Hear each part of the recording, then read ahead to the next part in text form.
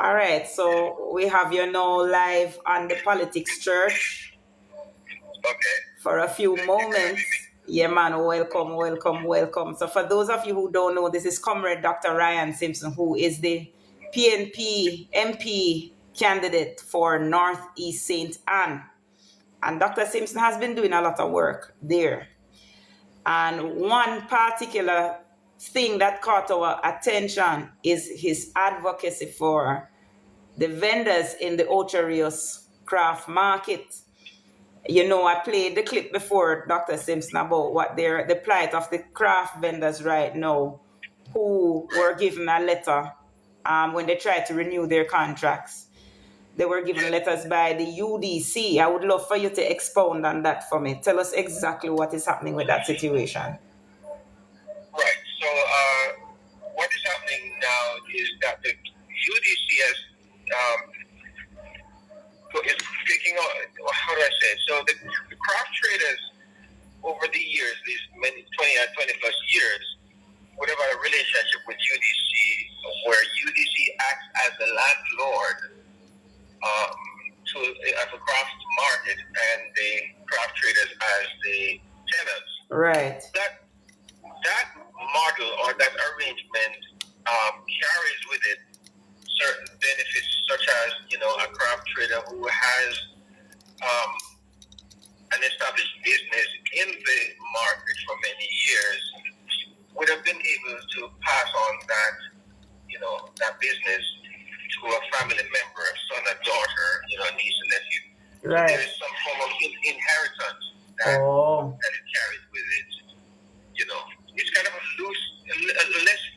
more loose arrangement because basically the craft traders really own that shop per se. If you remember how we started out, craft traders used to be along the roadside in Oregon. I remember. That's where they used to do their craft. Right. The government said it was not conducive for the tourist industry and protection of the people. Right. Our own people, protection of the tourists. So they moved them into the craft market. But the arrangement was more, listen, you took your business into this place. It is your business. Yes. It is yours. And you can, you're able to pass that on to a family member without certain hassle.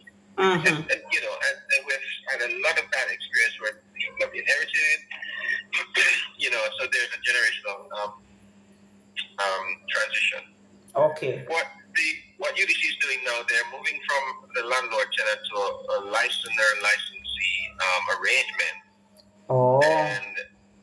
But that one, they gave them a so-called agreement, and I say so-called because I've been, given a copy of the agreement and I reviewed it. The first problem with it is that it's supposed to be a 3-year contract, which means that they would have a contract with the UDC for 3 years to occupy that shop that their grandparents or parents would have passed on to them. Mm-hmm. And at the end of 3 years, it may or may not be renewed. And once that is not renewed, they lose that space. The UDC cannot take it and pass it on to anybody they want or just shut it down. Okay. That's number one. Number two, the contract is supposed to be a 3-year contract. Mm-hmm. A 3-year contract. Of course, the letter that they sent to them is dated January of 2024. January of when? January 2024 is the letter dated. 2024? Yeah, but the contract ends December 31st, 2024. So, but that's a 1-year contract. Yeah, but of course the contract you said just started in 2022. I think January 2022 or 2021, somewhere there. So they backdate the contract. So they're basically backdating it. Yes, and of course, yeah. So those are some of the anomalies. Well, that is not even a major anomaly, except that the contract is expired. It's outdated because but that is not even the major thing. The major thing is that there are clauses in it, such and restriction is a very arbitrary and restrictive contract. And again, I'm using the word contract loosely because it is not a contract, because I think there's over 25 to 30 clauses in the contract, and there's not one of them that outlines the responsibility of the UDC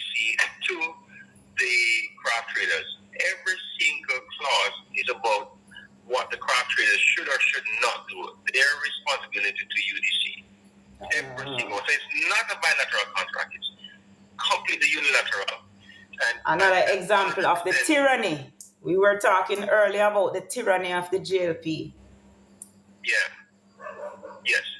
100% in the favor of the UDC. And things like, they can be given a 7 days notice That's to crazy. pack up and leave their shops. So 7 if they were to days. sign a contract, 7 days. So if they were to sign a contract, they can be moved out in 7 days. If they were to sign a contract, they basically are signing away all of But nothing can go so. rights and liberties. But nothing can go so.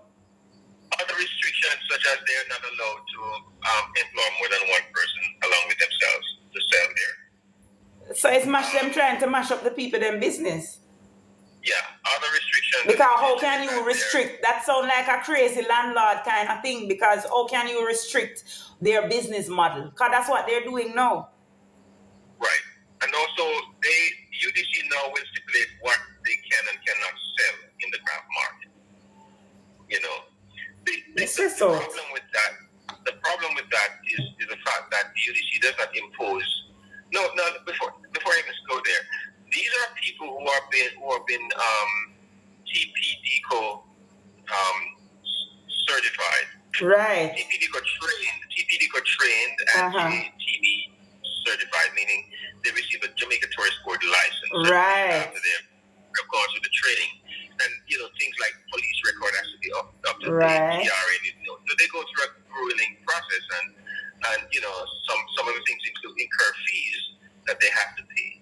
And after they would have gone through all of that, then UDC comes now and imposes certain restrictions on them that they don't impose on other people around Jamaica, around tourists, who don't have to go through the process of UDC training or certification. In essence, they're saying these craft traders have to have a license to sell Jamaican craft. But if they're already certified, why should they need license on top of that? Well, so what they're saying, so the license, the ID from Jamaica Tourist Board permits them to sell their craft on the pier when the cruise comes in. So if they don't have one of that, they can't enter the pier, which is another atrocity all by itself that will take all of the rest of your program tonight and a couple other programs to speak to. Trust me. Listen, I've always said it. Even at my house, when I'm at home and just thinking about the tears come to my eyes, it's hard to speak about what's happening to craft traders without having tears welling up in my eyes. And I don't think I'm a very emotional person. But when you think about what our people, the slavery and the servitude that our people are imposing again, are really imposing upon our own people, it's so like slavery. It is slavery. And, if Bartlett is the first to post about how Jamaica is, making record history, earnings, $4.4 billion in earnings to Jamaican economy. Well, not even Jamaican economy, $4.4 billion in earnings from tourism last year. Almost 3 million tourists coming to Jamaica last year. Ask me how many of that really translate into earnings for the craft traders and tourists or across Jamaica. None. And I dare say it's so minuscule that it's not worth noting. Yeah, but they say when the cruise ships come to the harbor and tourists, the craft markets are ghost town. So the inbound shops, like the Indians who are here, they've established a business in Jamaica over the years. They have come to Jamaica, and I think there's been an agreement. I'm not sure if it's formal or informal, or unwritten agreement where their specialization is in things like jewelry, right, perfumes, maybe some alcohol. That's what they're supposed to sell. Right. Now what you're having is that Indians have hijacked the craft trade in Jamaica. So when you go to some of the inbound shops, all of them are selling Jamaican crafts. And the tragedy of it is that they're selling crafts made mostly in India.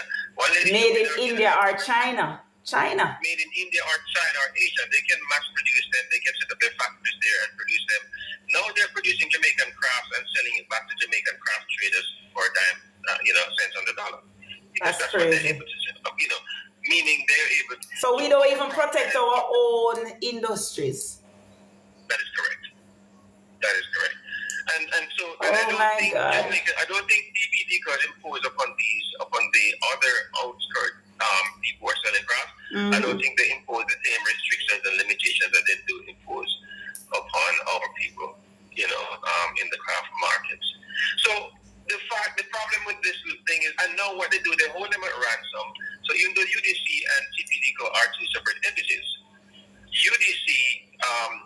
TPDCO requires you to have a license to go sail on the cruise port. When they go to renew their license, TPDCO has established a list of criteria that they should have. For example, police record, CGRN, those things, and then on it would be a signed lease agreement with your landlord, or your last three pay slip or whatever statement. Rent payment. Yeah. So because the craft traders are having a problem signing that contract, and I would have a big problem too. So they would opt for the second option. They would have submitted receipt of three rent, the last three rent payment. Right. A couple of them were able to do that and get their license. UDC found out that they have not signed the contract, and they have actually opted for the second option that TPDCO requires. And now TPDCO is insisting, no, you have to sign the contract without renewing the license unless you sign the contract. That's crazy. You're not going to accept the three last rent payment. What an atrocity. Yeah, so now a number, I would say, and we have cases where individuals have gone to TPDCO with meeting all of the criteria that they've outlined, and TPDCO still refused to license them because they're no longer accepting rent payment, even though the form still stipulates. So that is a breach for TPDCO. And how can TPDCO of UDC, directing them how to do, to conduct their business with the two agencies, their two separate entities. So I heard the director of TPDCO saying he's unaware of that. There's no changes in their process. No one has brought to his attention. Well, and they have not changed their rules. But if they have not changed their rules, then he needs to answer the question as to why the craft traders are denied their getting the privilege of getting their license renewed. Their license renewed. If they have not changed their rules and stipulations, they have changed it. If they have not, then the TPD director is definitely does not have his finger on the pulse. It seemed to me that the regional bodies of TPDCO are acting independently. Right. Or each entity are acting independently, because that's one thing in Ochoas. I can't speak for Montego-Bay. I can't speak for other areas where this is happening. But for here in Ochoas, we have one of our presidents called TPDCO, and the lady is insisting that he must go and sign the contract. Go sign the contract. There's no other way you're going to get license unless you sign the contract. Boy, it seems like a setup to me. It seems like they're setting them up for failure. Listen, I don't know what's going on in Jamaica anymore. I made a statement, of course, which was carried on the news and didn't know the I wanted to talk to you about that statement, but before we go to that statement. All right, I will. It's linked to this, but I will. Before we go to that statement, though, there is a video that I got of when you went to the craft market. Was it this morning? Yes. Can you explain to us what happened? So we did a press conference yesterday because, like I said, there's this thing with the agreement is just one of the many unfortunate experiences that our craft traders are experiencing in Jamaica. We talk about the diversion of the tourists completely. When 2 or 3 cruises, listen, we have sometimes 2 cruises per day in the harbor here in Ochoas. Right. Before the pier was damaged. But even though the pier is damaged, you can expect a cruise program, at least one cruise a day. Right. You understand?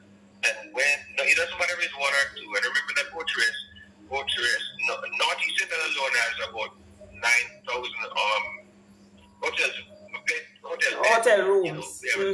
Hotel rooms, right? Sorry, yeah. So we are, it can be debated that Northeast Central carries the tourist capital of Jamaica. It can be debated because we have a lot of tourists coming here. Yes. It doesn't matter whether they come by cruise or plane. Mm-hmm. When our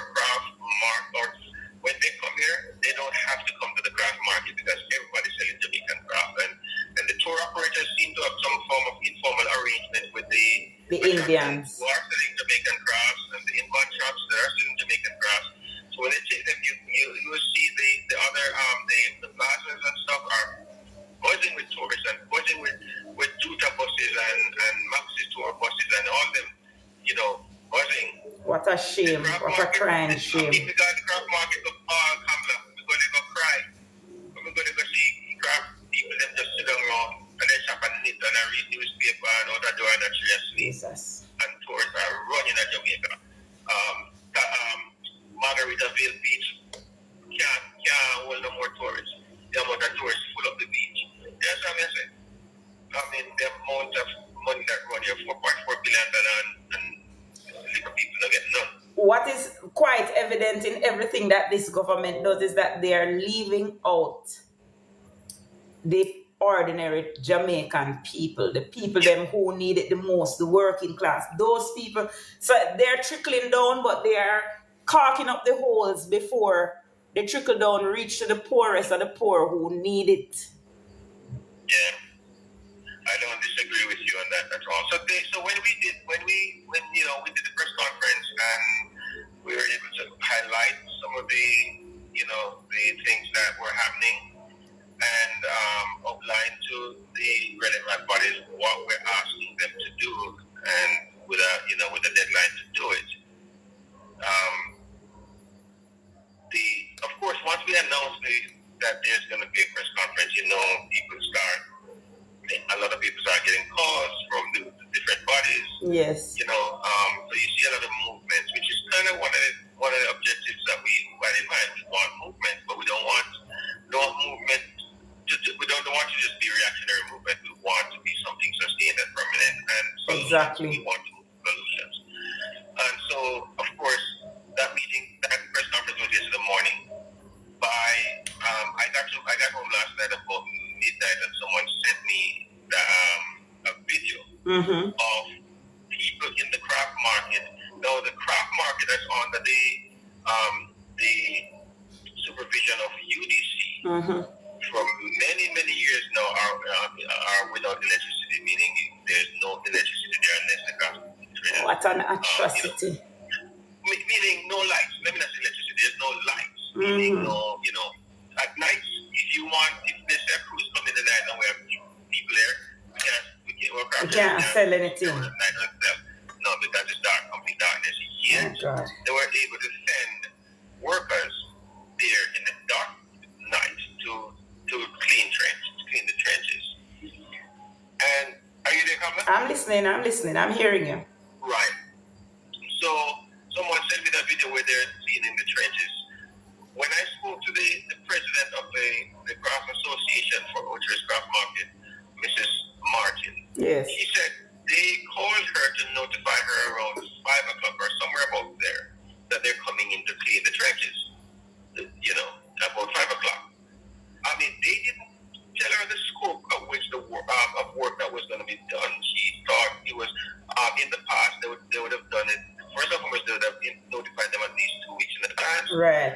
They would have instructed them that it's going to be done in a phase-by-phase basis, so they're able to make the necessary preparation and instruct which craft traders would be affected. Therefore, they can make plans for it. They would bring in materials and stuff like that. They would bring in the proper tools to do it. That never happened. At 5 o'clock or somewhere thereafter, they informed us that there's something to clean the trench. When the craft traders got to work this morning, and everybody turned up for work, the craft market was in a shambles. They went through almost all of the shops. Of course, I think the target thing. I personally feel the target some shop because they would go one shop and then skip over one and went to another. And somebody was saying that you can notice the people shop who did not got dubbed up were those who didn't turn up at the press conference yesterday. I don't know how true that it is. So them look and say who was there. Somebody make a list, and then everybody who was there, then they got them shot. That appears that way. I cannot substantiate that. I can't verify it, but I noted that there were some that they skipped over a couple places, but for the most part, they not only did they pick up the thing, but they left all the debris and everything there. So it was a nightmare. if Awesome. there was Oh, no people way so you could wicked, go open man. your shop.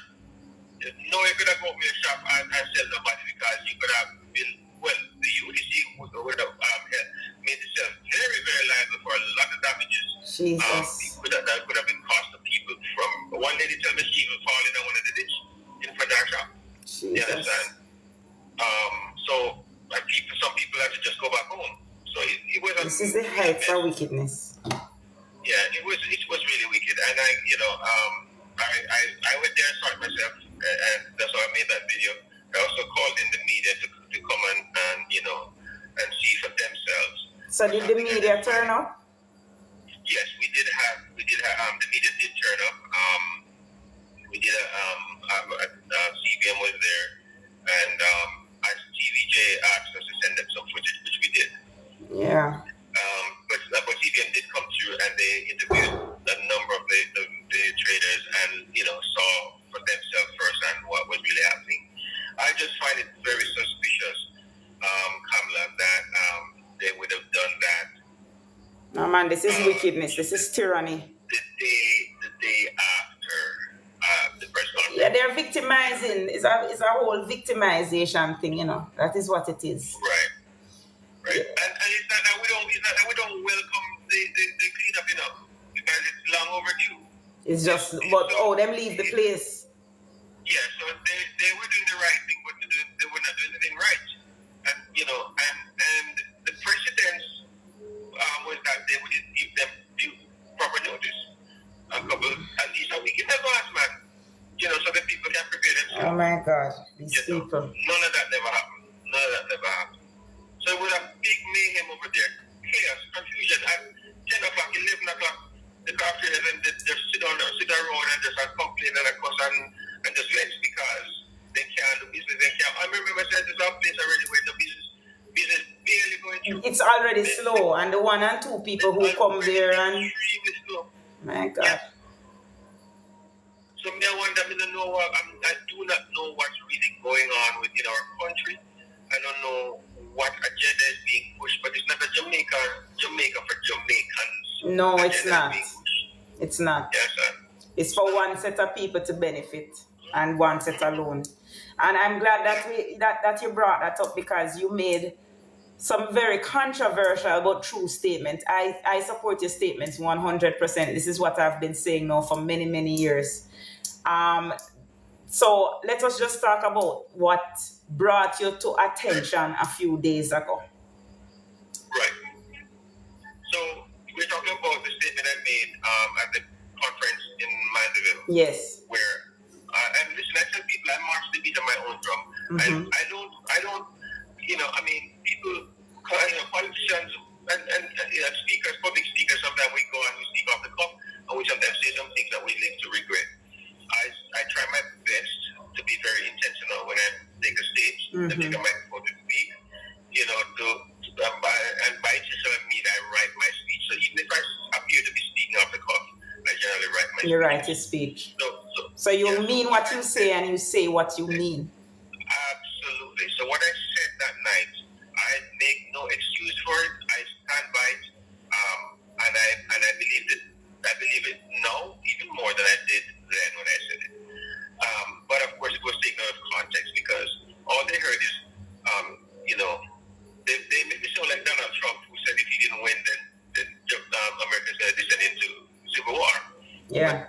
And even then, they could have also misquoted them or taken this exactly out of context. The context that I am speaking of goes back to this very same thing that I'm talking about. What we have in Jamaica now is the disparity, the massive disparity between the rich and the poor. Mm-hmm. So that, I don't necessarily disagree with the Jamaica Labour Party government when they say that the money is in the economy is growing or right. Money in Jamaica. I don't disagree with them. There is mad money in the country. That is true. I don't need to come to Kingston. I don't need to go to Montego Bay to see it. It's right here in Northeast Center. I just need to drive around Ochiris, especially drive along the path from St. Anne's Bay through Jackson. That's true. That you would see money. You see the difference right there in that little circle. You will see the pendulum swings from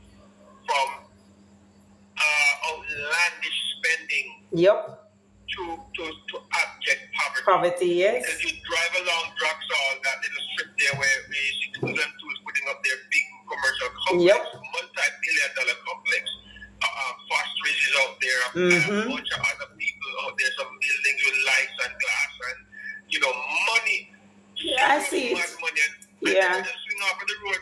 Just swing off of the road as Scotch and go up to Stairtown and you see the opposite. People live on capture land where you can barely, no water in a damn house. Today I delivered 5 truckloads of water in Stairtown because the people have no water. Oh, wow. Yet Sandals Hotel will never run out of water right over next door.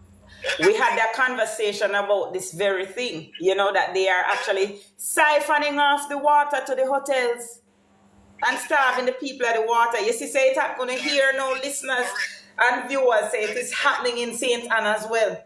Yeah, that is correct. The developments where they're selling out the houses, the luxury houses for starting at $400,000 US dollars in Druxall. Yeah. They never run out of water. Okay.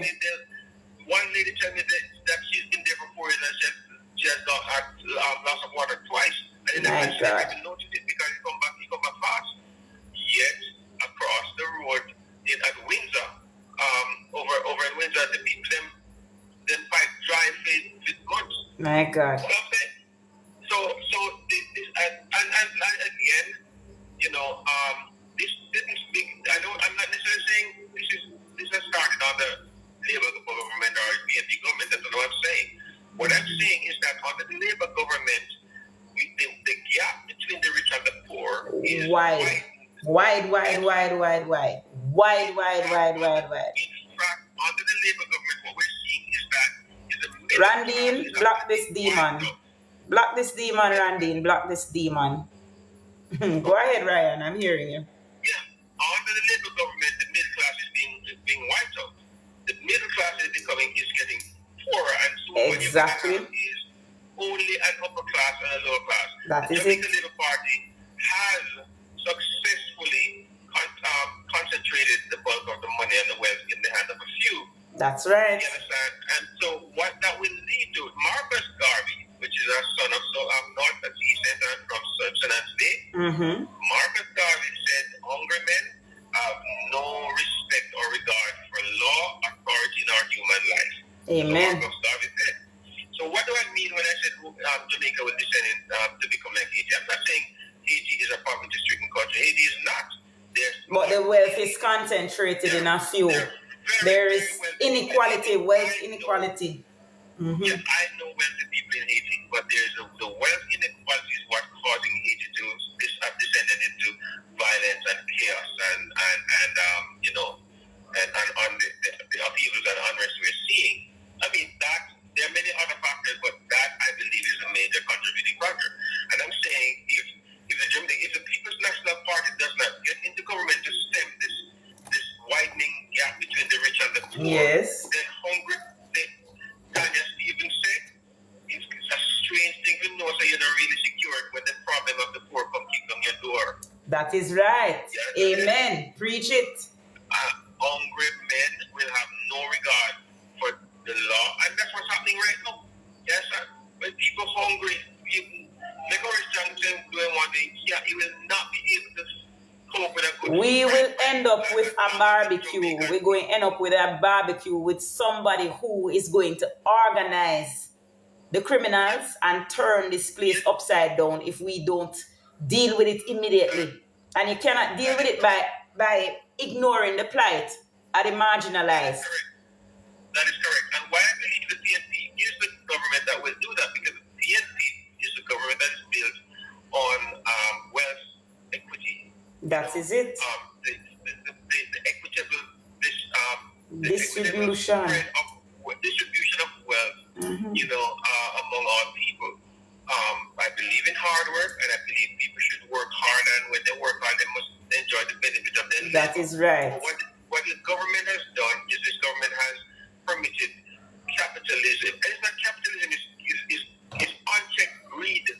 That's right. Greed. Capitalism on steroids. That is correct. So, Kamala, when my car,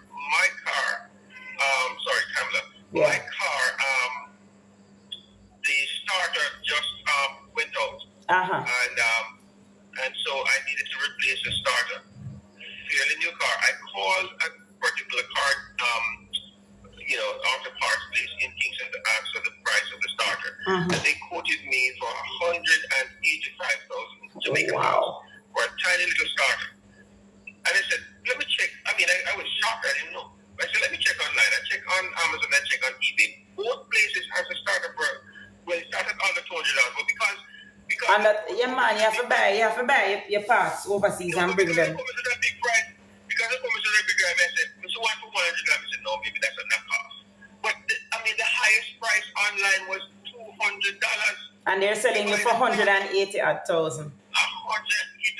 I bought the starter, ship it to Jamaica, pay duty on it, and it still never come to 40,000 Jamaican dollars. And it was the same exact genuine brand new starter like the one that we have. My God. So what is coming out? They're doing that with housing too. There's no price control, there's no regulation. Yes, every man for himself. Exactly. Man you know, the people are left at the mercy of the greedy. You're preaching. We had Comrade Julian on here last week Saturday. Comrade Julian was saying the same thing. There is no regulation, no price control. The type of inflation that we're having is caused by this exact issue. Correct. But understand why there's no regulation or price control. Because when you have government officials who are also, they're not only, the regulator are also key players, owners in some of these things. Exactly. Which is what the Jamaica Labour Party has done. They themselves are, when you have a member of parliament who's a major developer, yep. Who is that member of parliament going to know champion the cause for housing regulation, price control? Turkey is not vote for Thanksgiving. But they do. But let me tell you something. We were having this conversation with these houses, these container homes that they said they want to give to poor people. They want to sell them for $6.5 million to poor people. Container, Me, Ryan, I went on Amazon. I went on Alibaba and showed the people them. And Alibaba quotes in Jamaican dollars. Yes. None of them were more than $200,000-$300,000 for the same exact container homes. $200,000 to $300,000 Jamaican dollars. And these people want to offer these houses to NHT contributors, low income housing, them calling it, for $6.5 million. And they call it low income. Yeah. Good Lord, man. So that is what's happening. And I'm saying, if we allow this to continue to go unchecked, then me no business when nobody wants to say, and the next year you are right up. That is it. Because when the people, when you create this kind of social Darwinism in Jamaica where you have the lucky and the left out, the royalty and the rabble. That's it. What's going to happen is the rabble, when him hungry and he not have no regard for you as the royalty, he might go come to you. Because hungry people want food. That is right. You understand? And that is it started already though. It actually has started. Yeah, because the crime moving uptown now. Of course, it is. That has to. So when people are rubbishing what I'm saying, first and foremost, they need to get the context. The context is simple. The Jamaica government, money, $4.4 billion in US dollars earning. Ask the people how much of that stays in Jamaica. Because none. A United Nations study shows that 80% of all income earning from tourism leaves here. Yes, I saw that. Only 20% stays in the economy. And that 20% that stays in the economy does not trickle down, It not trickle down to the small people. Yes, sir. So when they talk about small people, I saw somebody saying, "Oh, well, if you operate an Airbnb, then you get some of that money." How much Jamaica can afford an Airbnb? Thank you. You know what I'm saying? So,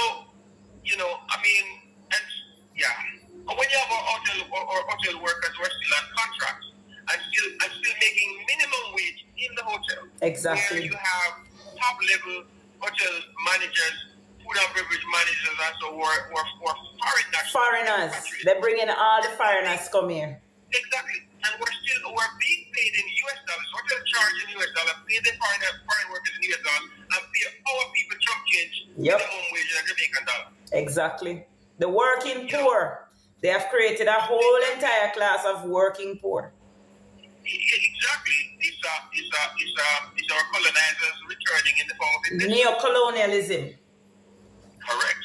And so if this trend, if the People's National Party does not step in and break this trend, then and if the Jamaican Labour Party wins again, Haiti is the next stop. I thank you. You could not have said it better.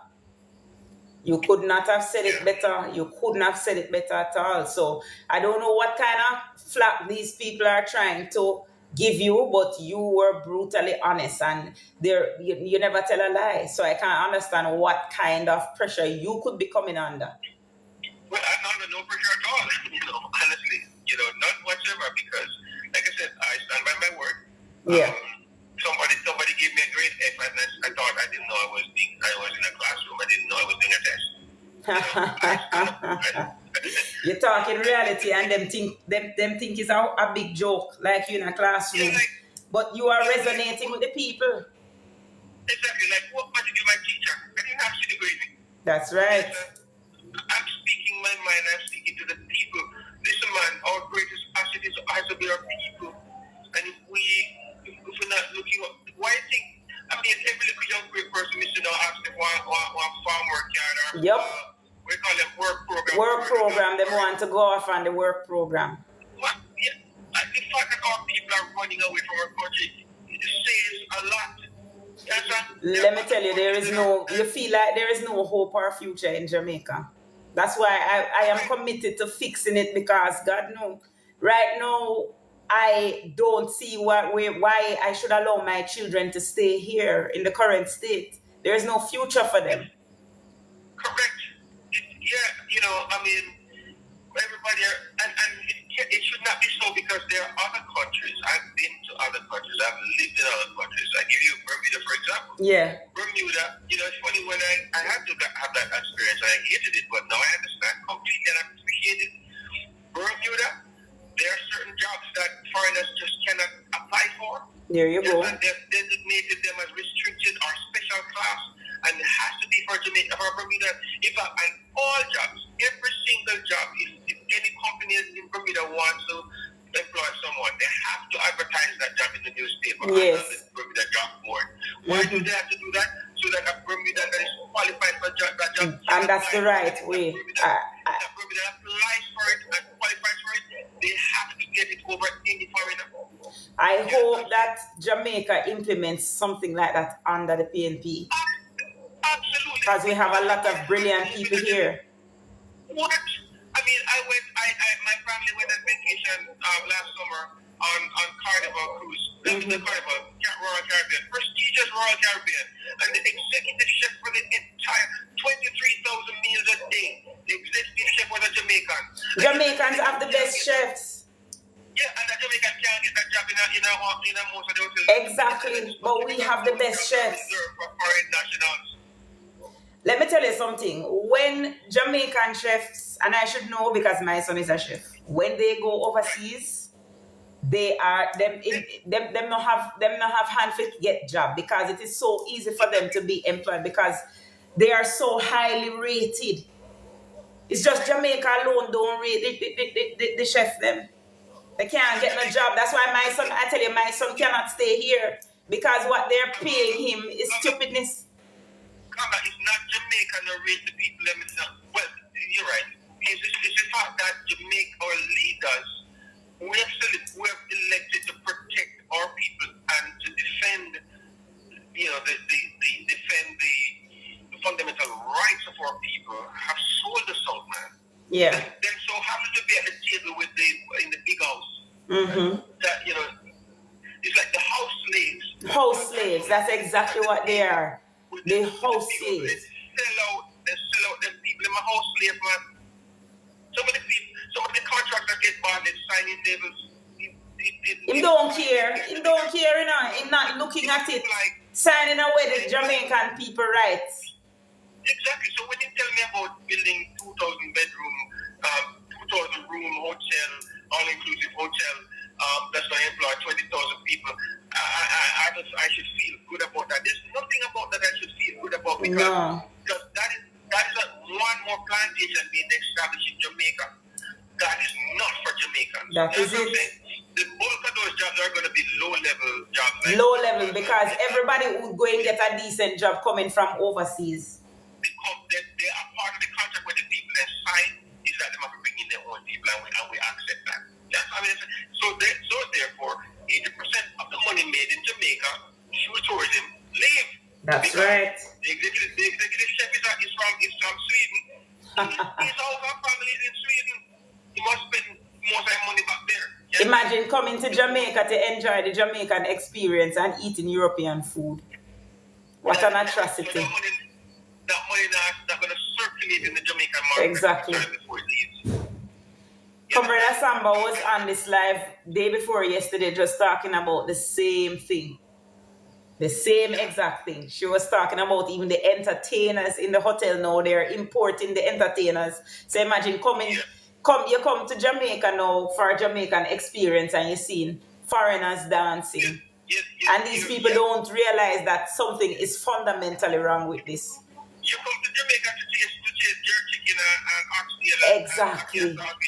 I only to find out that the executive chef or the food and beverage manager is wrong. He doesn't speak. Don't even know how to cook and their version of this jerk. English. Yes. English and French and from all over. And can't cook with food. Yeah, who know if it bake like Jamaican pudding, torto, Thank you. I'm going to a hotel where the pastry chef is from the Dominican Republic and his entire family has been expatriated to Jamaica. Imagine that. Yes, I'm saying housing and healthcare and you name it, they get all. And them treat Jamaican people like nothing. And you're going to tell me that Jamaica is not on a trajectory to becoming the next Haiti. How do you justify? You know what I'm saying? How do you justify, that where our people are being are disadvantaged, while other people, and I'm not against foreign investment because we need foreign investment. Not like that, though. But we need to institute protections and policies that safeguard certain things, certain rights. I mean, let's not even go to the whole thing about beach access. You bring up something that is a serious topic for me, beach access. Yeah. I want to put up one new all-inclusive hotel. I want to go around at the beach there. So one more. And this is one commitment that I want the PNP to see through. Jamaicans have to have access to all beaches, no matter what. You know what the percentage now of Jamaica's coastline that's accessible to Jamaicans? What is it? Less than 1%. Wow. So Jamaicans... Less than 1% of Jamaica's beautiful beaches are accessible to Jamaican people. Jesus. Pretty soon it will be nothing at all. Yeah. So when I'm here in Northeast Atlantic, whether it's Pearly Beach or you name it, there you have to pay some money to go in, or you have to, or you have to have a sub or a key or something, or book a ticket, book a room at a hotel. My God. Can do that. This don't make no sense. So when he's going to tell me we're putting up another beautiful hotel, that means one less beach, one more beach gone for Jamaican people. Having visited several Caribbean territories, the model that these Caribbean territories use is that no matter which hotel goes up, there has to be a pathway to the beach. And the locals have to have access to the beach. So between every hotel, you have a pathway that leads directly to the beach. So they have to construct the hotel wall and leave a pathway by law. Right. You understand? That's how I see it in most Caribbean territories that I've visited. Let's face it. It's not very simple fixing this problem because a lot of our people too are aggressive and hustlers will go up on the beach to terrorize the tourists and stuff like that. But so it's going to require some form of negotiation and dialogue with the hoteliers and stuff like that. that we have to give access to every single beach based on the reality. I would want to see that. But the thing about it is, one model that I saw in Damrep. Public beaches. Damrep has this model though where they hire the people in the community to work as beach. I can't remember what they call them. Almost like they monitor the beach for exactly that. Because Damrep is very similar to Jamaica, even though they're Spanish speaking. I find that they're very similar to us, the culture. I've been to Damrep a couple times and the entire culture, the people are just like us. It's just that they speak Spanish. When they harass the people on the beach, do the same thing. But what they do is that they have they hire people in the community to go on the beaches and maintain order, keep the beach clean, because Damrep has the nicest beaches, right? They've done something right throughout the years in terms of protecting their coastline, fixing the reef so that the beach you can go right out. But the most important part of that, because all beaches are free to the locals, is that they hire people like beach helpers, as Twitch say, yes. They hire people from the community to monitor the beach. Okay, I wasn't aware of that model. Yeah, man, it works beautifully. Yeah, I mean, we don't need to reinvent the wheel. Exactly. Like I said, there are many models out there, best practice. Actually, that's one of the things that sets Singapore apart. Because Singapore was not shy to visit other countries, including Jamaica, to see some of the things that they've done and adopt them. So that Singapore was able to, in less than 50 years, move from a little fishing village country to a first world country. Well, Ryan, we had a conversation about Singapore we have a lot of conversations on this live, And one thing that people don't realize why Singapore was able to develop so quickly, so successfully, is they have no natural resources. The downfall of the countries who don't develop is the fact that they have natural resources that the imperial countries want. Right. Yeah, so we always have to bear that in mind when we compare ourselves to the Singapore model, because at the end of the day, Singapore has no natural resources, so there is nobody fighting for anything and doing anything over there to prevent them from developing. You understand? Like the fight that Jamaica gets. No, but I mean, if you think about it, what Singapore is faced with, they're faced with the fact that since we have no natural resources, we have to really develop our only resource, which is our people. You understand? They had to develop their people because they have nothing else. Right, and so they invested heavily in the development of their people, educating their people. They are, one of the highest ranking countries in terms of education. Also, corruption, fighting corruption. So not only they unlike Jamaica, who just believe that you can fight corruption by only highly compensating your elected officials. That is right. Singapore believes in highly compensating their public officials, but equally imposing significant sanctions for those who are found, for those corrupt officials, and swift, punishment. So, but I'm just saying, Jamaica perhaps could model, what should I say, adopt in principle. The fact that Singapore saw its people as its greatest asset, and invested in them substantially. Yes, and to the contrary, that's not what Jamaica is doing right now. No, we are basically trying to. Yeah, what we're trying to do is basically get rid of our people, as far as I'm concerned, because they're not educating them, right? And it's like they're encouraging them to leave, or and I don't know. I mean, look at everything that is happening now, even with the birth rate.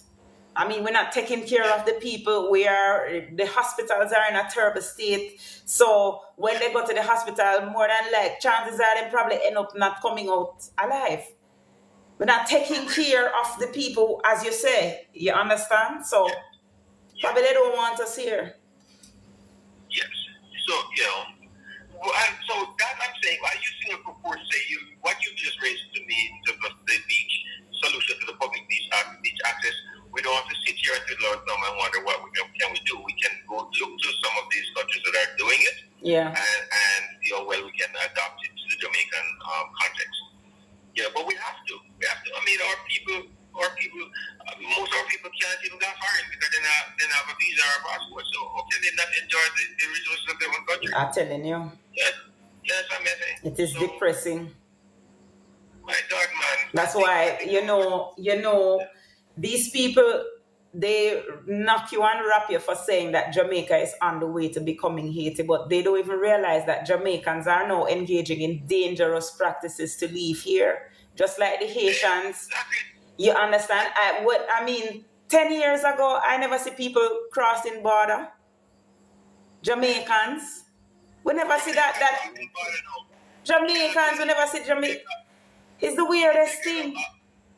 Yeah, then we run off, then we go run off, but we never know of them. Thank you. Them run off, them get them visa and run off. No, them are cross border, like what the Haitians and the Cubans used to do. Take boats and escape, and that. We never had this issue before, so I don't understand how they have an issue with you saying that. I think one of the person who commented on my thing and tried to, to discredit it. To discredit it was I forget the senator's name, the JFD senator. But and I think I wonder where this guy shops. I live in Bucharest. I live in my constituency, and I shop at the supermarket. And we try to go buy food. We go buy food. We go buy the cheap food. Try to buy. Try to get as as possible. Right. I did one of the cheaper supermarkets. And I remember going to the supermarket and having a liquor cart behind a young lady. The young lady had about 6 or 7 items that in her hand. She had them. You know what I'm saying? She didn't have them in a basket or a cart. She had them in her hand. Mm-hmm. And when she went, this is I'm telling you, this is actual eyewitness with my own eyes. When she went to the cashier, she put on 2 of them first and asked how much they cost. And when the cashier told her, she just counted out the money and gave her a pay for it. And then she put on 2 or 3 more and asked the cashier how much it cost. And then when the cashier checked it, she took up one and put aside and then say, okay, cash those. And that's what the young lady was able to pay for the stuff. She wasn't able. She just put it all down on once and paid for them. She had to determine what she's gonna take. What she can take and what she has to put back. You know what I'm saying? And tears well up in my eyes when we see that happen. Because I wonder, whoa. And anyway, that happened shortly after the so-called salary adjustment, where the prime minister gave themselves some up to 300% in wage increase. I'm thinking, do these guys really understand what's happening out here on the road? They know, they just don't care. My God, man. Them well and know exactly what them doing. Them just don't care. If there's people that can conserve. I mean, most people know that supermarket shop no more. They shop a shop. Exactly. To buy things for the month or for the week. Then buy for a day. That is where it is at now. People literally shop for a day. For the day. It's such a depressing conversation to have. I don't know where these guys are living. Some of these people are talking. They don't go to the communities to see where the people live. The other people's house. I don't agree with you, I don't agree with you. They know, they do go into the communities. They know. They go into the communities. They see what is happening. But this make them feel more powerful because then they can give them the money. They create dependency. They are. Every night I come in here and I call them demons. I call them demons. You hit the nail on the head. Unconscionable sociopaths. Because there's no way you can see how people live and it'll break your heart. It breaks my heart daily. That is how they control the masses. How I know that this is exactly how they think. When they lost the local government elections the other day, a couple of them were complaining that, it's the first they've seen it like this, where they offer people things and they're still not voting for them. They actually came out. The mayor of St. Mary, the former mayor of St. Mary, Richard Creary, actually came on the radio and said that there is a particular woman that him give her house already, and him surprised that she don't vote for him. Him say him give people things because they expect transactional politics. The fact that Jamaicans are realizing that transactional politics don't do them any good now. The labor rights have an issue with this because this is the only model they know, where they can control people through what them can give them. That's Bustamante start this. You understand? Yes. Yeah. Yes. Correct. That is correct. That is correct. Boy, it's a pleasure talking to you now. We're going up to 10 o'clock. Yes. I know before we finish, I want you to just give me just a few words on what's happening in the constituency. I know you're doing some serious work down there. We see you. You understand? You're standing with the people. So how is it now in northeastern St. Anne? It's no, I can tell you northeastern St. Anne has come alive. I think, in the past 2 years, we've been able to move northeast St. Anne from the column of the unwinnable to the column of where keep your eyes on northeast St. Anne. It's coming home. And, on the ground, we have traction. Good. We have, and the traction is building. And I can't say the same for my opponent. The so-called big name. He's not a likable person, though. That's no. I don't know. His likability index is low. I can't speak. I can't. I don't know. I don't know much. I don't know anything of him, and I can't speak of it. Whether he's likable or unlikable. All I know is that there's no traction here. Where that is concerned.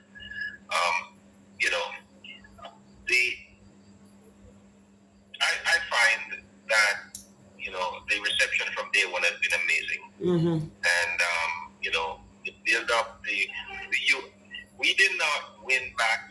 We didn't win any of our seats in the local government elections, but I can tell you our base came out and voted, and we outperformed the 2020 general elections. Very good. Oh, really? Some more comrades voted?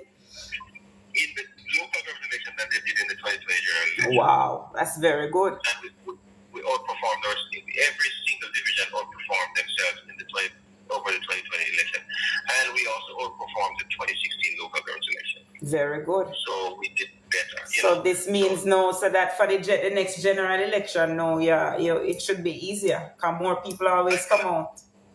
Exactly. And the Labour Party did not outperform neither the local government election of 2016 nor the general election of 2020. So, we are being very strategic. We're making headways. Somebody asking you to come and have a look at the gullies in Steertown. In Steertown? Yeah, okay. The gullies in Steertown. I spent most of my day today in Steertown. So I think we didn't have this conversation before, so I would have gone over there. Yeah, in fact, I'm actually parked along the roadside in Steertown right now. If it's too late to go look at the gully them now, sir, so don't bother go. Of course, definitely too late, but I'll go back there, man. Yeah. So man, so we're making, covering grounds, we're making headways. I can tell you, please keep your eyes on northeast St. Anne. I already am keeping my eyes on it. National Party. Yeah, you can count us in one of the seats that the People's National Party will be winning in the next general elections. Definitely. And I'm telling you, I know I'm going to win, and they know that I'm going to win. Yeah. And they know that I'm going to win to the extent that they're so scared that they're trying. It is my understanding they're doing everything they can to force a by-election, as if to say they can save themselves through a by-election. Oh, I see. Yeah. They want her to step down. That is what I'm hearing. That's what I'm getting. So that they can push all the...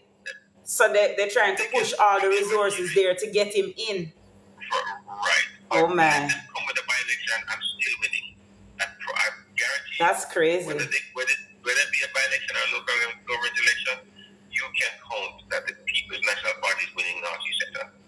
Well done. All right. Tell him, all right. So my viewers want you to know that they're very proud of you for standing up for the people. They want you to know that. Let me see, before I let you go, let me see what YouTube is saying, because we both, we live on both. All right. All right. Yeah, man. I didn't know that because my wife thought it was just TikTok. So no, it's both TikTok and YouTube, so she will be able to watch on either. Well, it will be on YouTube for future reference, so you can go and watch it back and see for yourself. Okay. Yeah, but all right, I definitely will. Yeah, man. All right, it was my pleasure. My absolute pleasure having you. Thank you so much for joining us on Politics Church Nightly. I'm sure we'll have another conversation in the future. Yes, most definitely. It was a pleasure being here. Thank you for having me on. And I want to commend you for the amazing job you're doing. Thank you. You know, to alerting the Jamaican people to the realities that exist and why it's important that they cast their vote in the next election and cast it for the party. Exactly. That will for their best interest. Thank you for being a champion and a patriot of Jamaica. Blessings, my brother. And take care. All right. All right.